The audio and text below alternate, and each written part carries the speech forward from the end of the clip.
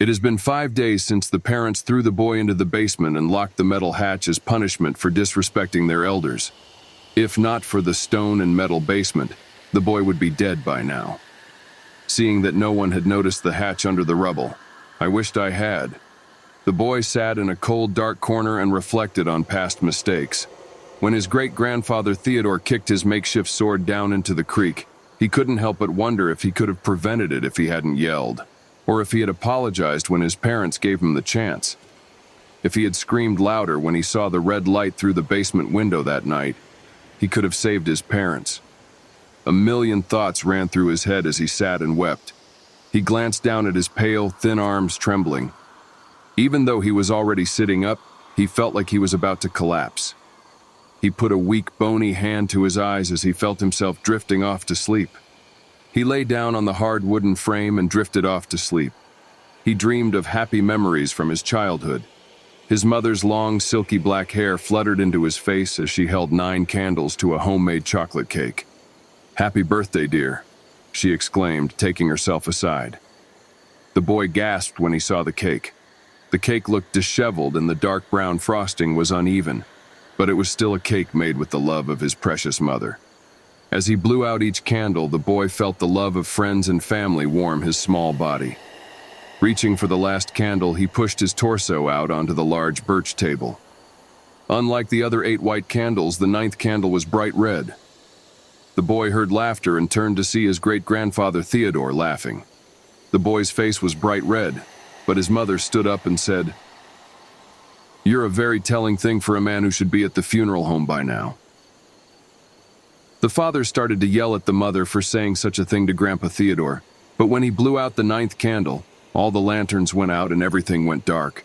The boy looked up and saw that the skin on everyone's faces was slowly beginning to melt.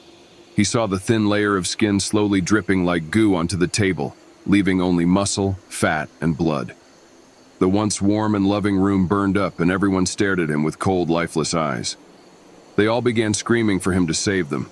He could only stare at their bloody faces as the flames engulfed them. The boy woke up startled and screamed. His throat was terribly dry as he stared at the bright sunlight streaming in through the small basement window.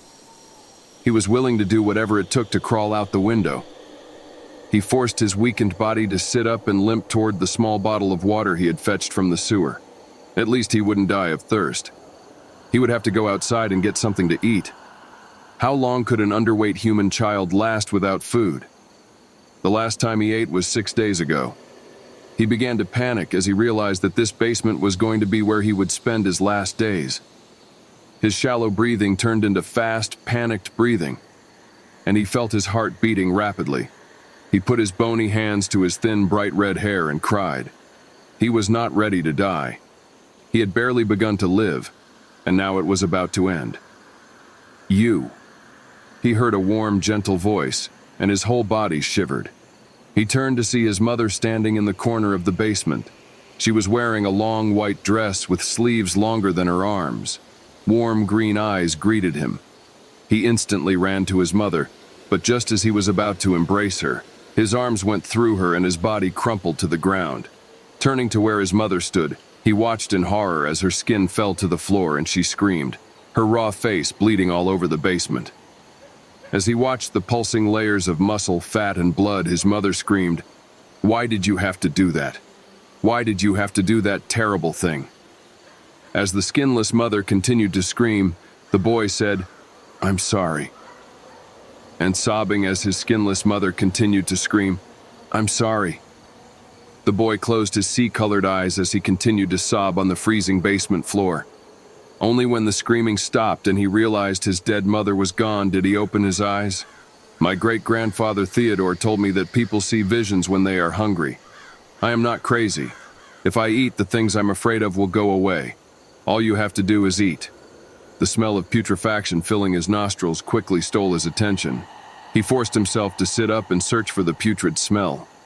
His blue eyes darted to the corners as he noticed the slightest movement. He crawled toward the corner until the stench gradually drew nearer and nearer, until he found what it was. He saw small maggots crawling and squirming around a small blood-covered rat. Its skin was mostly intact, but the stomach was fully exposed with its organs laying outside of it. Maggots and flies were surrounding the deceased creature. He thought he could even see the maggots squirming around under the rat's skin as they ate it from the inside out. He immediately flinched back. "Ew! Gross!" His stomach disagreed with his words as it loudly growled. He remembered his father sitting with him on his bedroom floor, showing off all the souvenirs he had bought while telling the boy about his trip. The boy cuddled against his father's tall figure as his father laughed warmly.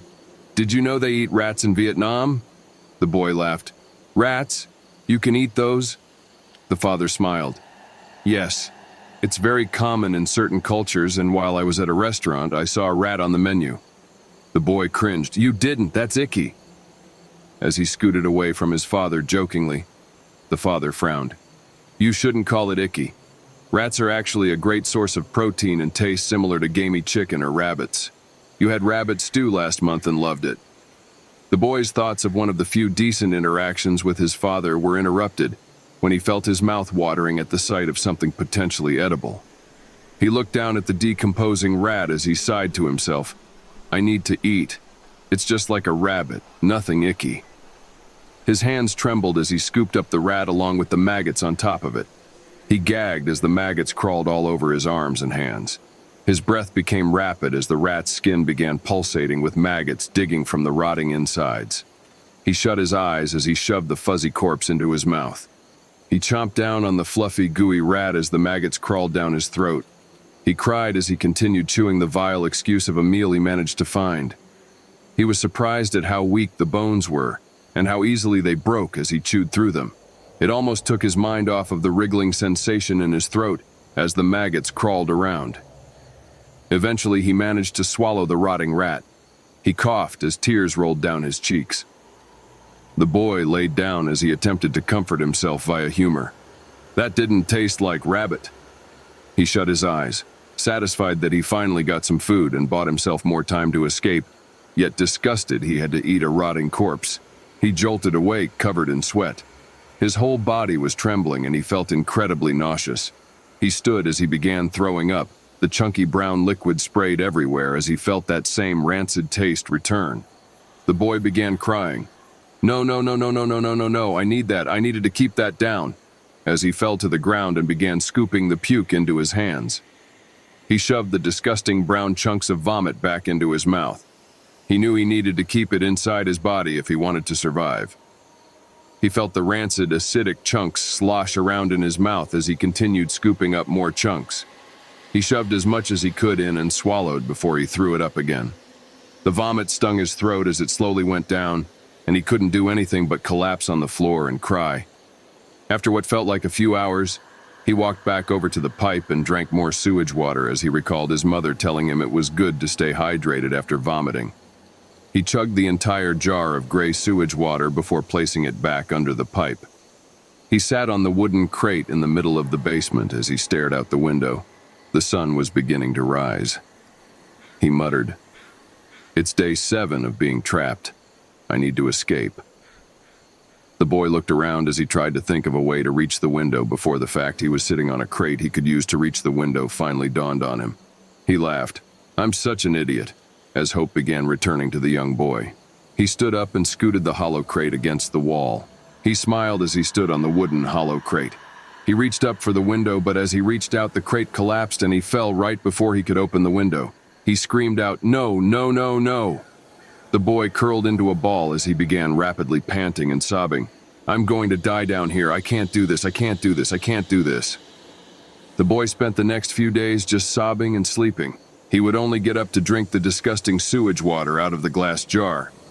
He eventually woke up and muttered, "I've been trapped for 12 days. As he sat up, he had begun to feel the gnawing hunger again and knew he was dying of starvation. His hair was a tangled mess and his clothes were covered in dirt from sleeping on the filthy basement floor for 12 days. He hobbled over to the sewage water, and drinking the sewage water and chewing on chunks of wood were the only ways he knew to distract himself from the extreme pain in his stomach. He picked up the glass jar and began taking sips until he noticed a spider on the jar and dropped it as he screamed. The jar shattered and the sewage water spilled onto the floor. He instinctually began picking up pieces of the jar until he cut his finger. "Ow!" he yelped as one of the shards pierced his index finger. He stared down at his bleeding finger. He felt oddly enticed by the sweet copper scent of his blood. He stuck his finger into his mouth as the blood dripped out of the small wound. The taste was much more delicious than his last meal. His blood filled his mouth with a sweet metallic taste, and he had a revelation.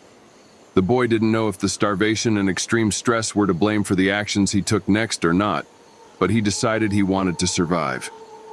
He wasn't going to let himself die, and he just found a way to keep himself alive. The boy grabbed a large glass shard as he realized what he needed to do. Humans need food to live. Meat is food. Humans are made of meat. I need to do this to survive. All that matters is my survival. He rolled up the long white sleeve on his left arm as he laid it on the floor and grabbed the glass shard. He winced as his grip on the shard strengthened, and he lifted the shard. He screamed as he swiftly impaled his arm with the shard. He felt an intense jolt of pain run through him as blood gushed out. The boy dragged the shard out of his arm as he continued screaming in agony. After pulling out the shard, he cried while staring at the large, jagged wound. He could almost see the floor through his arm. He repeated, "Humans need food to live. Meat is food. Humans are made of meat. I need to do this to survive. All that matters is my survival." As he lunged the shard back into his arm and dragged it across, attempting to sever his own arm. After about an hour, he managed to cut off his own arm. He panted as he stared at the severed arm. Blood was still flowing out of it, and he knew he didn't have much time to eat before he would pass out. He grabbed the arm and began chewing through it like a wolf. The sweet blood gushed all over his face as he ate large chunks of what was once his own arm. He was surprised by the texture and taste. The meat felt similar to beef, yet tasted like metallic, juicy pork. He didn't expect it to be so good compared to the disgusting rat. He just reminded himself this was for survival as he ate. He continued feasting on his own arm. He wasn't even thinking about all the blood he was losing. He just kept violently ripping through layers of skin, fat, and muscle as he ate. He could feel how warm and fresh this meat was compared to the rat, and was thankful he didn't have to eat something like the rat again. Eventually, there was nothing more than a small layer of flesh still attached to the bones. As the boy calmed down, he began fading in and out of consciousness. He fell onto his side and into a pool of his own blood as he wept after realizing he was dying. He just sobbed, "No, I'm not even that hurt. It's just a little blood. I needed to eat. I did this to live, not to die. I don't want to die."